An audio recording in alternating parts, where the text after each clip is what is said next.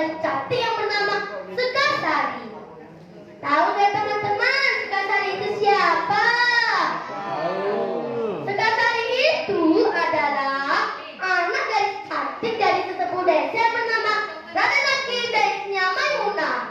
Yang mana setiap harinya Sekasari ini mandi, mencuci pakaian, dan mengambil air di aliran sungai yang ada banyak tersebut. Maka Tuan Bongan pun merasa khawatir akan terjadi sesuatu hal terhadap Sekasari. Kemudian Ngasihkan dan Tuan Bongan langsung menemui Sekasari dan ia berkata, "Hai Sekasari, gadis cantik bak bulan bernama, janganlah lagi engkau mandi di aliran sungai sana. Di sana bahaya menunggumu. Mandilah di danau yang aku buatkan." Kemudian dengan senang hati Sekasari menerima ajakan Tuan Bongan untuk mandi dan mencuci pakaian di danau buatan Tuan Bongan. Suatu ketika, di kala sejak sore hari, Sekasari pun pergi ke danau sendirian, tidak mandi dan mencuci pakaian. Tak lama kemudian, Tuan Bongan pun datang menghampiri Sekasari.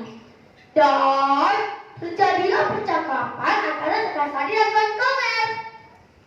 Beberapa menit kemudian, di sela-sela percakapan mereka, terjadilah peristiwa yang sangat mengejutkan. Tuan Bongan pun terbiasa jatuh ke dalam danau. Karena Tuan Bongan tidak bisa berenang, maka akhirnya Tuan Bongan pun tenggelam ke dasar danau. Kemudian, tersiarlah kabar di masyarakat desa Sungai Dua tentang tenggelamnya Tuan Bongan. Lalu, kenapa Tuan Bongan menyewa mencari jasad Tuan Bongan? Akan tetapi, tidak ada satupun orang yang bisa menemukan jasad Tuan Bongan. Melihat kejadian tersebut, Sekasari pun berinisiatif untuk meminta tolong kepada kakeknya bernama Malik Ibrahim. Kakek Malik Ibrahim ini dikenal sakti oleh teman-teman oleh warga setempat. Atas kesaktiannya, jasad Tuan Bongan dapat ditemukan. Dan akhirnya dibawalah oleh anak buahnya kepada mereka. Mau tahu nggak teman-teman kisah selanjutnya kehidupannya Sekasari? Sekasari terus menjalani kehidupannya loh teman-teman. Dia menikah dan berumah tangga dengan orang lain. Dan Sekasari meninggal di desa Sungai Dua dan dibumikan tidak jauh dari Naik Irit. Pada akhirnya, klan tersebut diberi nama Danau Kongen oleh masyarakat sekitar. Dan makam Sekasari pun disebut nama makam Keramat Putri Mandi.